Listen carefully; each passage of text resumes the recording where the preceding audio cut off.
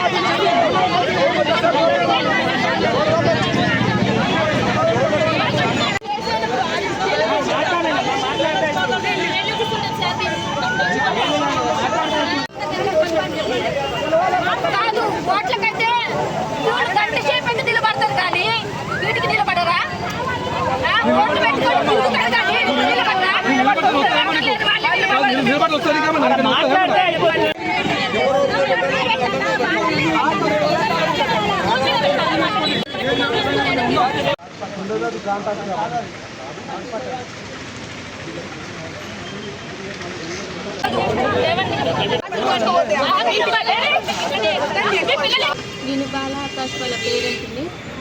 మా బాబు ఇక్కడ మైనార్టీ మాది నకరికల్లు కేతపల్లి మండలము. మా బాబు ఇక్కడ భువనగిరి హాస్టల్లో వేసినాము. మా బాబు పొద్దుగాల ఫోన్ చేసి మాకు మీ సార్ ఫోన్ చేసిండు. సార్ ఫోన్ చేసి మీ బాబు బావిలో పడ్డాడని చెప్పారు. చెప్పాక మేమన్నా ఎట్లా ఉంది సార్ అంటే హాస్పిటల్లో తీసుకొచ్చినామమ్మ, ఐసీలో పెట్టిర్రు మాకు చెప్పిర్రు.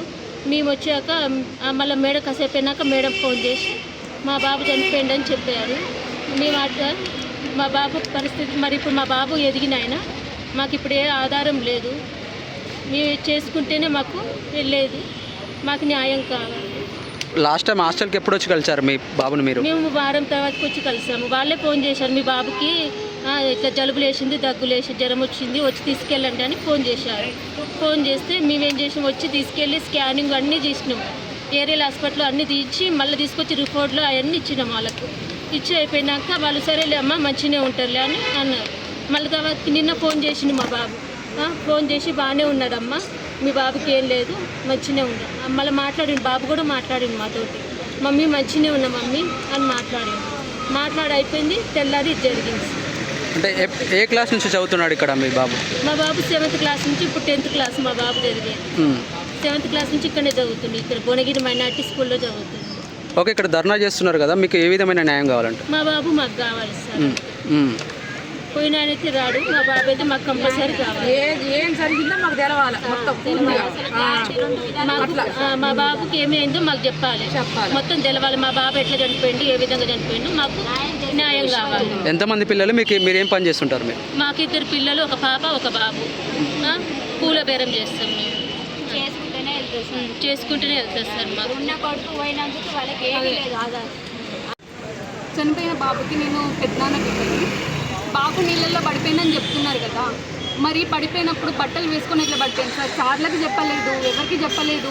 బట్టలు తడిసేసి వస్తే మరి తిడతారని తెలిసైనాక అట్లానే పడిపోయిండు. అంటే ఇది మర్డర్ అనుకోవాలా, మరి అందులో పడిపోయిండు అనుకోవాలా, ఎవరైనా తోసారనుకోవాలా? పడిపోయింది, అక్కడికి వెళ్ళింది 2 మాత్రమే. పడిపోయింది ఒక అబ్బాయి, ఇంకో అబ్బాయి ఈత కొడుతున్నాడు. ఆ అబ్బాయికి లంగ్స్లోకి అన్ని వాటర్ వెళ్ళిపోయినాయి. అబ్బాయి ఇరుక్కుంటూ వెళ్ళి సార్లతో చెప్పేసి మళ్ళీ వచ్చి హాస్పిటల్ ఐసీయూలో అడ్మిట్ అయిందంట. నీళ్ళు మొత్తం మింగేసి అబ్బాయి అసలు మాట్లాడిన స్థితిలో ఉన్నాడని చెప్తున్నాడు. మరి ఇప్పుడు ఎట్లా అబ్బాయి ఎట్లా వెళ్ళాడు? ఆ బట్టలు వేసుకొని ఎట్లా పడిపోయిండు? మాకు న్యాయం కావాలి. ఎట్లా చనిపోయిందో ప్రూఫ్తో సహా మాకు చూపియండి. అది మొత్తం మీద అనుమానం వ్యక్తం చేస్తున్నారా? అనుమానం, ఇది మర్డర్ అని మేము అనుకుంటున్నాం.